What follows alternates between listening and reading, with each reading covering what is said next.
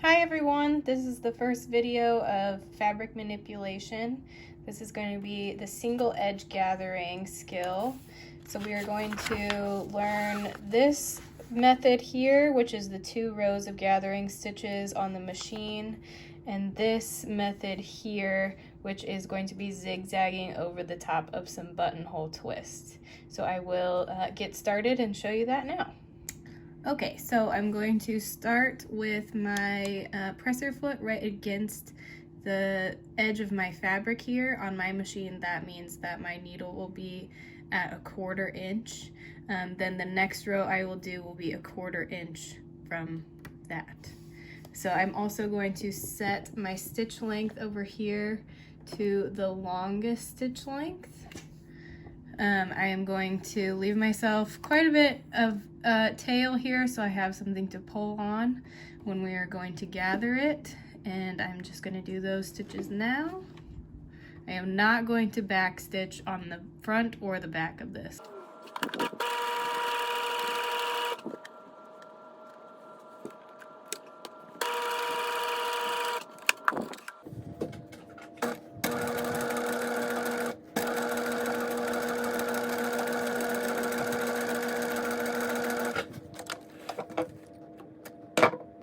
So now I have my 2 rows of stitching and I can start to gather them together. So I'm going to take just the top threads on this side and just the top threads on the other side. Can't do the top thread on one side and the bottom thread on the other side, it just won't pull. So you're going to just hang on to those guys and pull.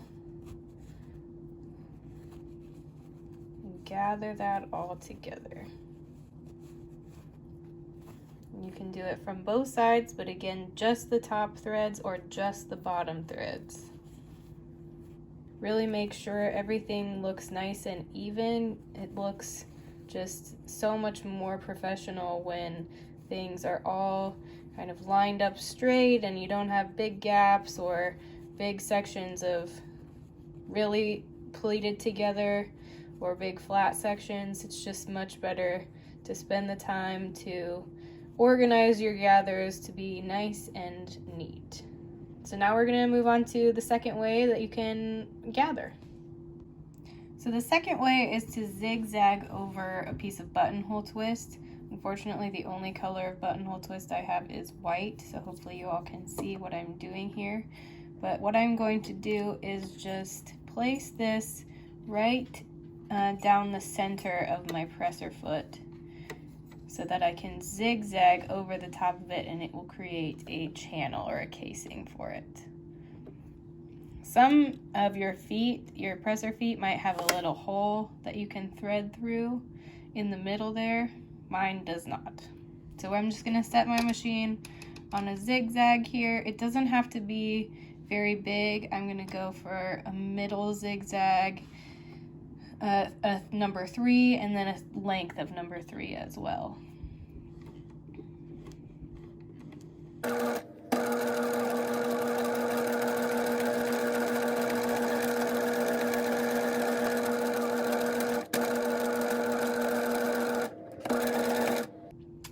So now I've sewn over my buttonhole twist, and you can do 2 rows of this as well. It's just the same process. You want to go 1/4 inch away from your first row, and then it's just the same thing. You're going to pull on that casing.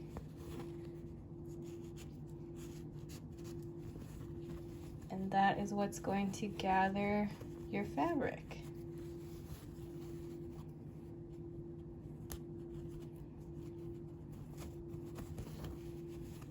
Again, you want to organize your gathering to be nice and even. So now we're going to talk about the slash and spread method of how to make pattern pieces for putting gathered edges into non-gathered pieces. So this is from our book. It's figure 1-10 in the single edge gathering, and it shows us this gathered edge here into a non-gathered piece. So I'm going to show you how to make that pattern piece and explain how to do this slash and spread method that is also pictured in the book for that particular skill. So this figure here is 1-24, and it shows a diagram of how to make the pattern pieces for this picture from 1-10 that we saw before. So this is called the slash and spread method, which basically takes your pattern piece and opens it up to give you room to have the gathers. You want at least 1.5 times what the measurement would be from there to there. So we want to open that up so we can gather it all back down. So I'm going to show you how to do that. So this is the pattern piece that I've cut out. I've marked kind of an up and down line that can be the grain line. And what I want to gather is all of this side right here. And you don't want to forget that. Sometimes your pattern pieces can get really complicated, so it's good to mark your pieces of where you're actually going to be gathering. And I've marked some notches here of where my gathering is going to fit back into. So this piece is not going to be gathered, and this is going to be gathered, and we have no gathers on the outside corners. So I've cut out another piece that is going to be half of that gathered piece, and it's going to have, this is where our circle is going to go to, and I've marked my notch here, and there'll be another notch there. So now what we want to do is essentially make this side bigger so that we have something to gather. So what you're going to do is just go ahead and take your ruler and mark some lines kind of along the edge so that you're going to cut this whole section open and spread that out. It's going to look something kind of like this, and then you are going to only cut almost to the edge of that piece of paper so that we can keep this edge intact, because this is not going to be gathered. So now that I have slashed into my piece almost all the way to the edge, I want to keep that edge intact, and this is going to be the edge of our gathers. So we're basically making space for us to put it back together. And I have spread this out to about 3 times the size that it started as. So that's going to be 3 times the fullness. So you can do samples and decide how much fullness you want to put in. You can make this double the size, 1.5 times, 3 times, 4 times. So you will just spread it to the size that you want it to be. And I've just taped down my paper here. You can use tacks, sometimes that's helpful. I like to have this arrow here because it just reminds me that this is the top, because as you can see, once you've kind of separated your pattern and slashed it, it can turn into a totally different thing. And if you come back to work and you don't know what you're doing anymore, it's helpful to have that up and down arrow to know where you're going. So now all I'm going to do is just trace the outside of this piece, and this is going to be our new pattern piece.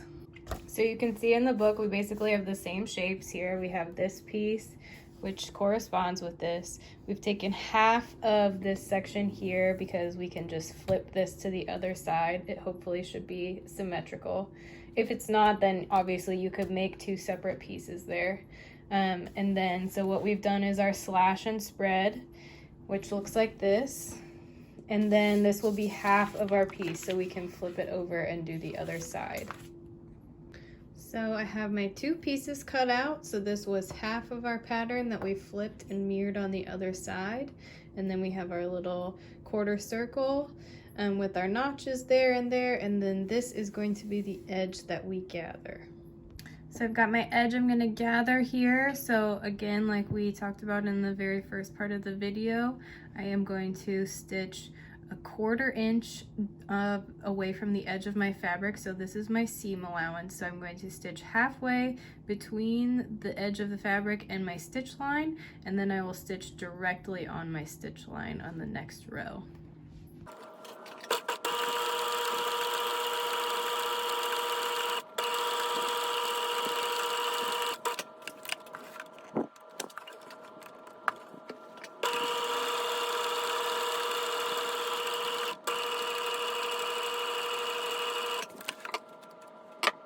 So now that I've got my stitch lines, I can pull on my threads and gather up this edge.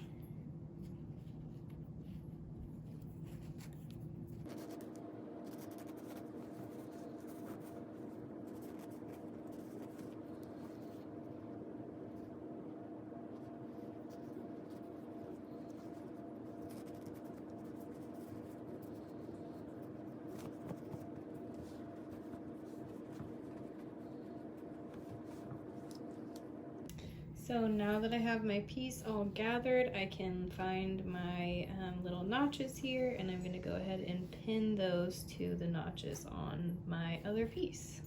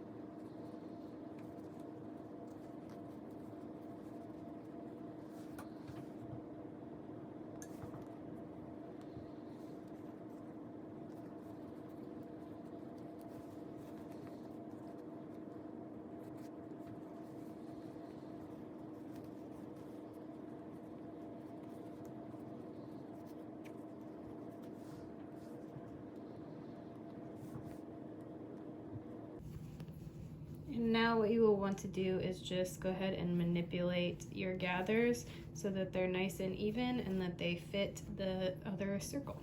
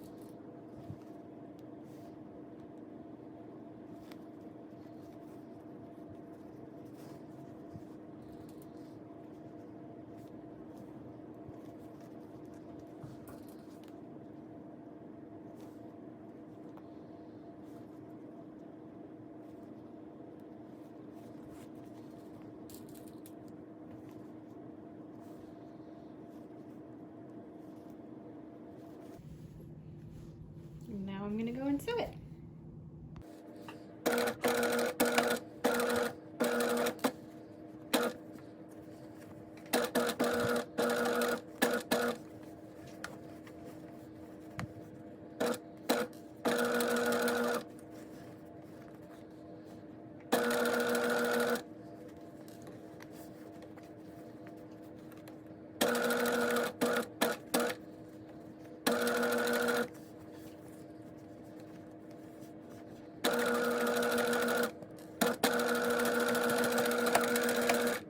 So this is what it looks like when it's all pressed out and sewn. And something I want to point out to you is that when I did my slash and spread, you can see I have just a little bit too much curve at the end of my corners here. So let's go back to the pattern piece and just see what that looks like. So you can see that my curve is just a bit too sharp there at the end, that I needed to be a slightly more gradual. It's okay because this is the bias of my fabric, but it is important to think about your grain of your fabric and which edge is going to be straight, and if it does go onto a curve when you are doing your slash and spread, that it is important to think about what edge of the grain that is going to be. So just a mistake to point out because those are going to happen. And yeah, but that is how you put a gathered edge into a non-gathered piece. That is single edge gathers.